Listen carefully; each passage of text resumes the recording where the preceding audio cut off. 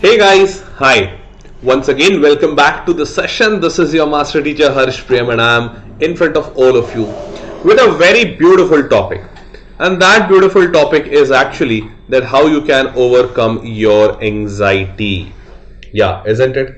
So I know that board exams are reaching very soon.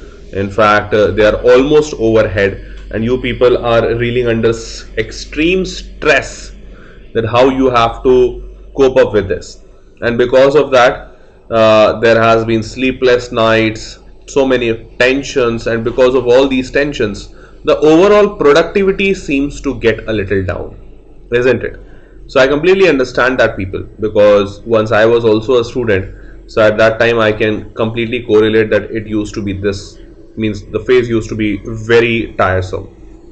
But the fact is ki this is not something very permanent, and this is not something very what you can say, it's a big issue. I can completely understand that for you guys it is a big issue. In fact, for me also at that time it used to be a question of life and death. But frankly speaking, when I have passed all those things, so now when I stand and when I look back, I don't find, I mean, in fact, I find that it was not such a thing which was a matter of life and death.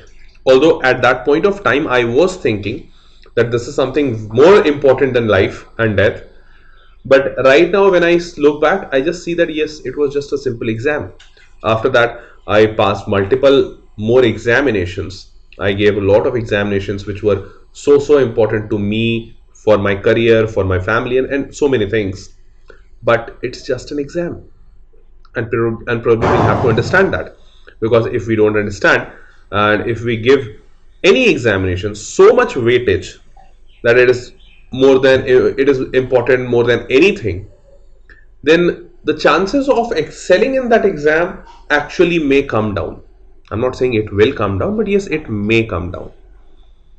So people, it is very important for all of us to understand that it is just an examination, first of all, and second thing, that there are a lot of methods with which you can even pull down your anxiety, your fear, and at the same time you can enhance your productivity level. You can enhance the quality of work which you do in the same amount of time. Okay, so I'm pretty sure you might be interested to know that how we can do that. Okay, chalo, so let's start. Here is the first thing. So out of that 7 tips, here is the first one. First thing is that if you have a plan, in fact, I should say that everyone has a plan. Yeah, isn't it? Everyone has a plan. So people, you have a plan. I know that. So if you have a plan, don't just think on that, because that's what 95% people do. Everyone has a plan, but 95% of them just think on that. People don't write it, because writing is something which takes time, which is a little more tiresome, which is not so easy as like thinking. So I would say, don't think, start writing it out. Now, why writing it out is important? Obviously, that plan does not has to go inside the brain and you have to remember it. No. But once you are writing it, first of all, that you are actually telling your brain, or you are giving your brain a type of proof that yes, this plan is not only in my mind or not only in my fairy tales, it exists in real world. So first of all, you are solidifying that plan. That is the first objective. Now second, once you write it down, so say for example, it's just like that, just imagine the situation that I say, okay, so I'll make a building, and my house will be like 1 story, 2 story, 3 story, and I'll just very simply I'll make the building. But once you start building that building, or that home, at that point of time you come to know that what all are the challenges and how this thing is difficult or how is it easy. Then only you come to know. So when you write a plan, so in your mind you might be having a plan that okay, I'll wake up at 6 o'clock in the morning, and then I'll have a 6 to 9 study, and then 9 o'clock I'll go for like bathing and all that. Then 9 to 10 I'll take a break, and 10 to 12 again study, and like that you can make a whole lot of plan where you are studying every day for 12 hours. But if you'll write it down, you'll actually understand that it's not possible. studying every day 12 hours and just like waking up and then directly getting on to the study in just 30 minutes or 15 minutes is not practically possible. So you will be able to put all these points into account. Okay, so that's why writing is very important. Now moving ahead, stick to an approach that fits you. Now this is again an important thing. Many people try to wear that dress which appears good to them, but they forget that that dress might not be fit to them, and there is a difference between them. So a dress which appears good to you and the dress which fits good to you are two different things. So say for example, I can give an example of a fat lady and a thin lady, or I should not say thin lady, I should say a normal average lady. So a thin lady, so say for example, she might be wearing a very good looking gown, and then a fat lady, she might be looking at that girl or that woman, oh wow, how wonderful she is looking, and then she might be thinking, I also have to wear that gown. But in reality, as an observer, you know how devastating and how disastrous it will look. A fat lady wearing a gown of the size of a average lady. Obviously, it will be disaster, isn't it? And probably you would have seen multiple cases around you where these disasters happen so often.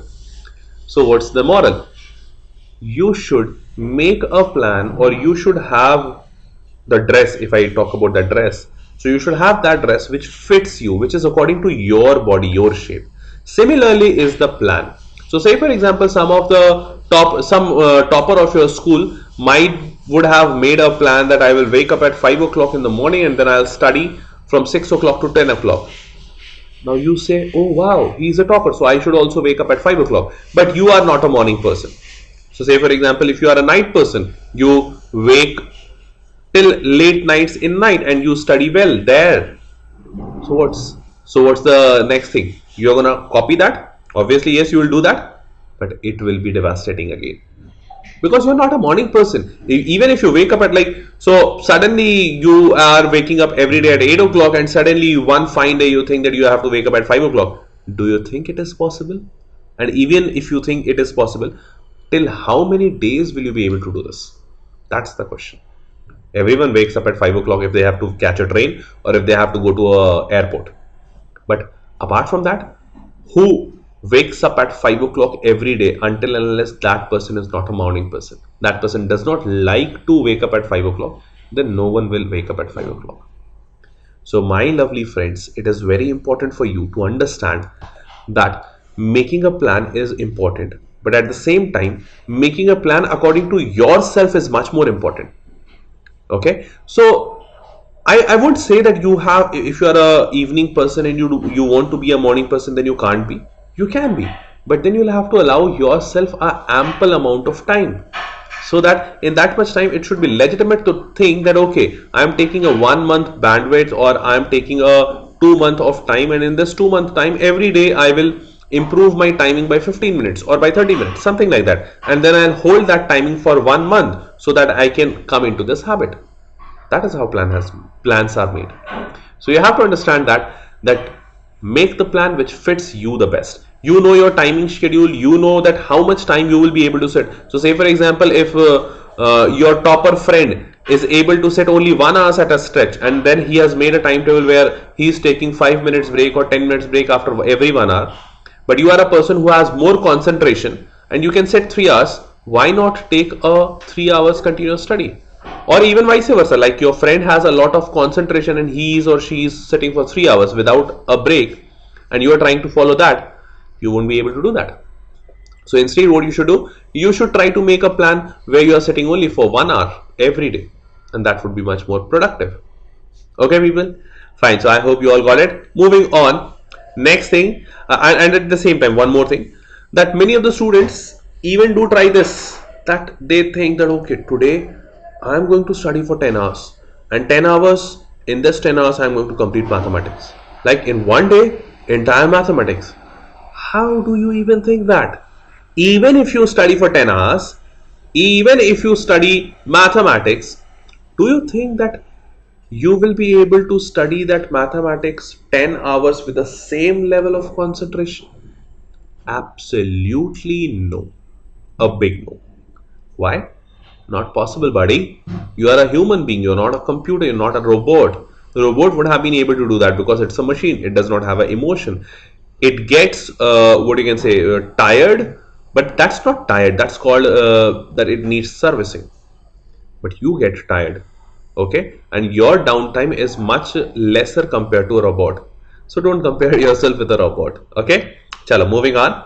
So allow yourself ample break and make a plan according to your needs, okay. Moving on, this is the next thing. Involve your friends in plan. Now, to be very frank and to be very honest, I'm not very, what you can say, pro towards this step, but still I have included it. Why? Because to be very frank, this step has worked well for some and worked not so well for some. To be very precise and to be very frank, this plan has worked good only for 10% of the crowd. Rest for 90% it has not worked well. Now let me tell you why. What's the gist behind this plan? So this says that involve your friends in the plan. So whenever we involving friends in the plan means what? Like having group study, having night outs, and like night outs in like studying for the whole night, making groups, studying with the friends. That's what it means. So why it is not working for 90% of the kids and why it's working only for 10% of kids? So I will just analyze both the sides for all of you. In 90% cases, what happens that when you sit with your friend, no matter how much concentrated you are, no matter how much concentrated he is, but there's a very high chance that you both will end up talking on something which is not so relevant, which is not so concerned with your subject matter. It happens. If you guys are best buddy, then surely it will happen that you will come up with something which is like okay, he did this, she did that, something like that. And if you're not so good buddies, like not so best friends, obviously it's not possible other, because if you're not so good friends you won't sit together for studying. But yeah, even if so, if that is the case, then in that situation you might be discussing something about study but not so relevant. So this is one problem, and that's why 90% are not able to do this. Now if I talk about 10%, so who all are these 10% kids? So these 10% kids are those kids who are very much sticking to the plan, like they are very objective people. They hardly, is like, if I talk about normal students, so 90% students do want to have like, I should have a very good friend, like boyfriend, girlfriend, yeah. But there are only 10% students who never think about girlfriend and boyfriend. So these 10% students are actually those students who work pretty well in this environment in a group study. These 10% are those kids who prove awesomely well, like they prove their results to be outstandingly well. They get their results outstandingly well if they study in group. And then the dynamics of the group actually helps them, because if you study in group there's a lot of benefit. Obviously if one is going to sleep down, he will not sleep because he will see one of my partner, he is still studying, so that will build up pressure on him. If one is getting some trouble, other will help. So obviously this group dynamics works pretty well, but only and only if, or those students, those people of that group, they're not emotional, they are not flowing according to the flow, that okay यार और बता उसने तेरे को क्या बोला, हाँ अच्छा, she said this, oh yeah. So you have to control that. If you know that controlling, then surely this is a very good plan for you. But if you don't know it, please avoid this thing, please avoid. Okay, please avoid this. Okay, chalo, moving on people. Here's the next thing. This next thing says practice solutions to questions of sample papers. Very important. I have been saying this since a long time, I guess. So practicing is one of the most important thing. You should do that.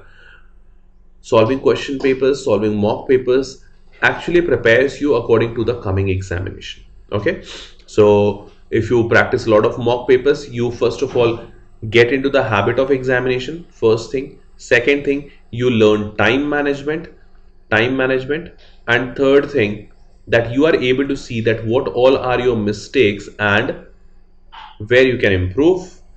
At the same time, if you check, so once you have written the paper, these all benefits you get.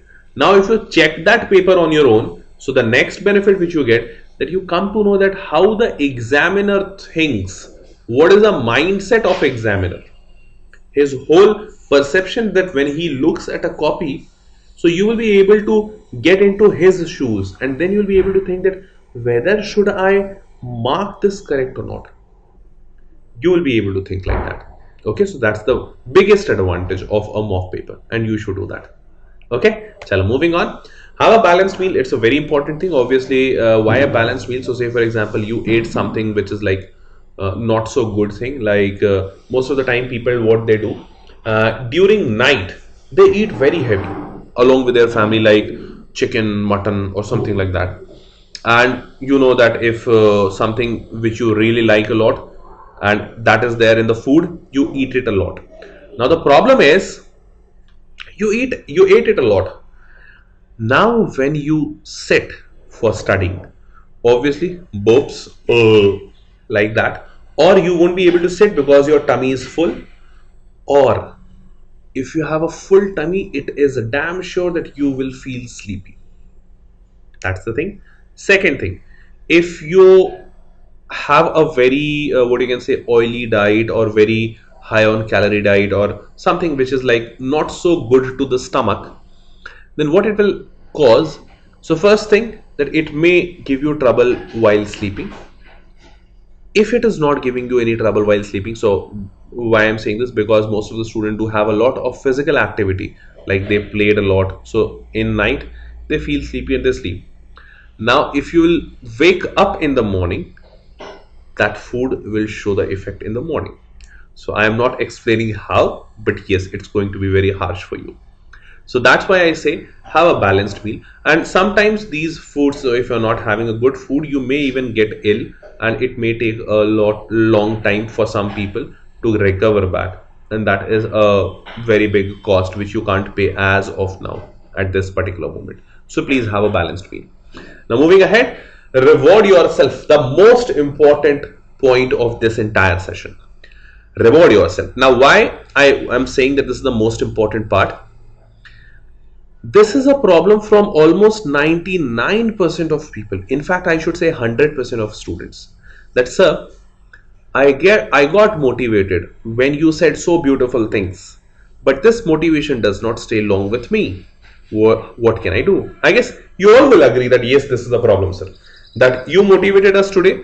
We will start, we will plan, we'll make a timetable, we'll follow it for 1 day, 2 day, 3 day, or even at max 1 week. But after that 1 week, we stay down. Again, we are not able to fulfill that.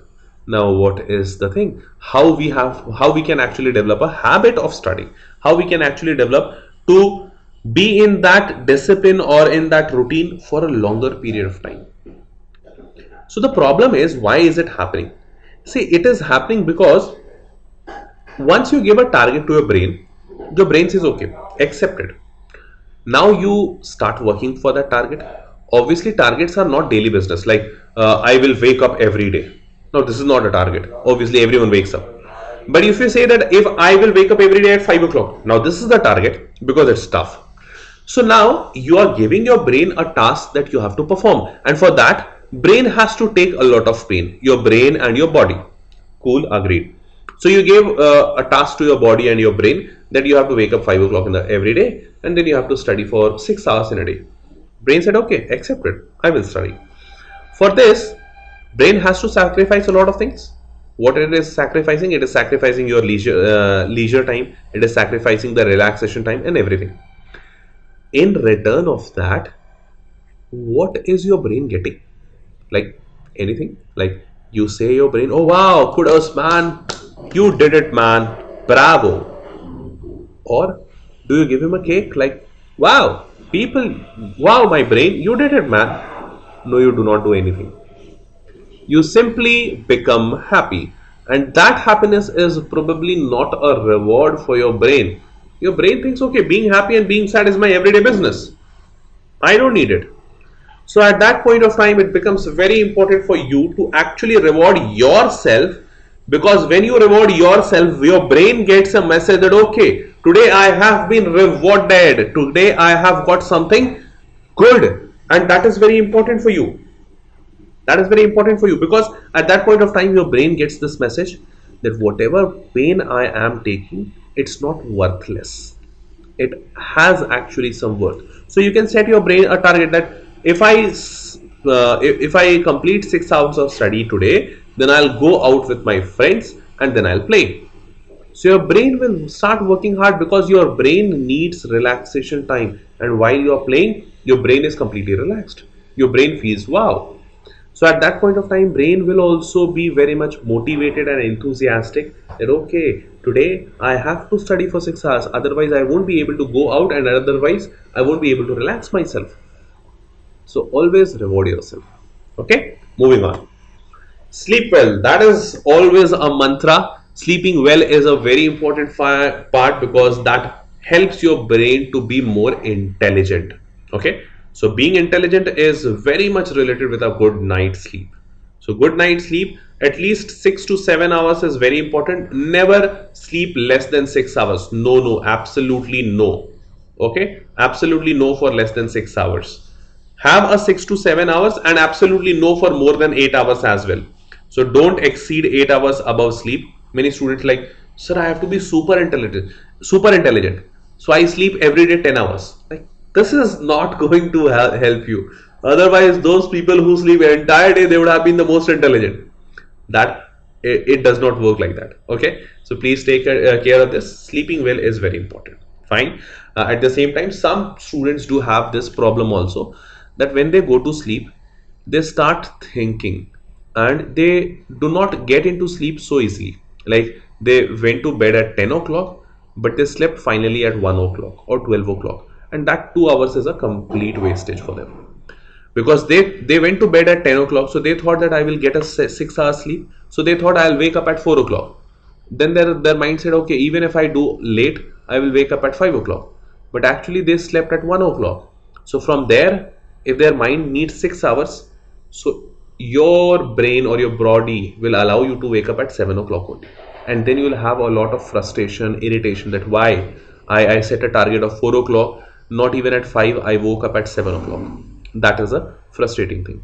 So whenever you are having this type of problem, I request you, during night, whenever you are going to bed, try to do some meditation. Very important thing. First thing, try to wash your feet with cold water. I am saying cold water.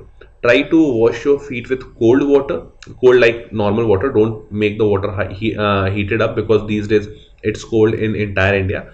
So just use that normal cold water. Wash your feet, come to bed, try to meditate, and then sleep. It will help you a lot, believe me. Okay, chalo. So yes, that was all, my lovely people. And so okay, I guess this Diwali discount, they have put this slide, but I don't think any Diwali discount is going on. So those people who are liking Vedantu session, they can get enrolled into Vedantu's Pro subscription. How you have to do this? You have to just go to the link which says vdnt.in/YT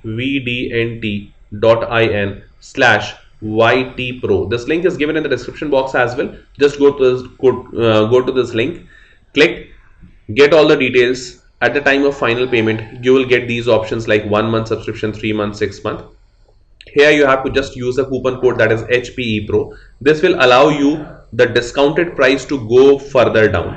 So if this is 2699, it's not 1349. I guess it's something 15 to 20%. Just look at the discount, and then you'll be able to buy the Pro subscription. Okay. So those who are interested, they can actually get into that and start their crash course and revision courses with Vedantu, with me and other master teachers. Okay, so that was all, people. Thanks a lot for being into the session. I will see you again back in another session. Till then, bye bye, take care, and good night. Bye bye, people. Thanks a lot for being here. Okay, thank you. Bye bye. Good night.